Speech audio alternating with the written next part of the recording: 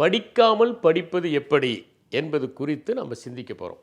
படிப்பது குறித்தும் நினைவில் வைத்துக் கொள்வது குறித்தும் பல முறை நம்ம இதில் பேசியிருக்கிறோம்.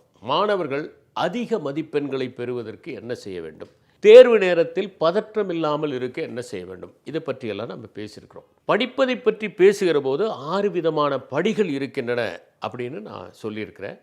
முறை படிக்கிறது ஒரு கதை புத்தகத்தை படிக்கிற மாதிரி படிக்கணும். விருப்பத்தோட ஸ்நேகத்தோடு படிக்கணும். ஒரு பதற்றம் இல்லாமல் ஐயோ இதை ஞாபகத்தில் வச்சுக்கணுமே அப்படின்னு நினைக்காம படிக்கணும். அது ரீடிங். 2வது முறை படிக்கும்போது அந்த பாயிண்ட்ஸ் எதை ஞாபகத்தில் வச்சுக்கணுங்கிற அந்த விழிப்புணர்வோடு படிக்கிறது. இது ரிமெம்பரிங். 3வது முறை படித்ததை மூடி வச்சுட்டு சொல்லி பார்க்கறது. இதுதான் ரீகேப்சுலேஷன்.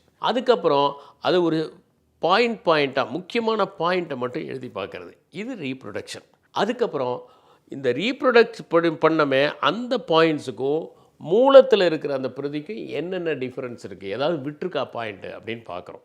பார்த்து அதை சரி பண்ணுறோம். இது ரெக்டிஃபிகேஷன். கடைசியாக எல்லாத்தையும் ஒரு தடவை படிக்கிறோம். இது revision. So reading, remembering, recapsulation, reproduction, rectification, revision. நான் எக்ஸாமுக்கு 2 நாளைக்கு முன்னாடியே படிக்கிறது நிறுத்திட்டு சும்மா அப்படியே கேஷுவலாக அதை படிப்பேன். ஒரு 4 மணி நேரம் படித்தா போதும் அப்படிங்கிறது. காலையில் ஒன்றுமே படிக்கவே மாட்டேன். பல நேரங்களில் மேடைகளில் குறிப்புகள் இல்லாமல் பேசுகிறதுக்கு என்ன காரணம் நான் ரீகேப்சுலேட் பண்ணுவேன். நான் படிக்கிறது ரொம்ப குறைவு. படித்தது 10%னா அதை மனசுக்குள்ளே ரீகேப்சுலேட் பண்ணி அது சம்பந்தமான கிளை பாயிண்ட்ஸ் எல்லாம் நான் என்னுடைய மனசில் தயாரிச்சுட்டு போய் பேசுவேன். அதனால தான் குறிப்புகள் இல்லாமல் பேச முடியுது. இந்த ரீகேப்சுலேஷன் எப்படி பண்ணணும், என்னென்ன டெக்னிக்ஸ் இருக்குது அப்படிங்கிறத நம்ம தெரிஞ்சுக்கிட்டோம்னா இப்போ உங்களுக்கு பிப்ரவரி, மார்ச் அதில் நீங்கள் ரீகேப்சுலேட் பண்ணால் போதும். இது வரைக்கும் படித்ததை நல்லா ரீகேப்சுலேட் பண்ணிங்கன்னா நீங்கள் அதிகமான மதிப்பெண்களை பெற்று வெற்றி பெற முடியும்.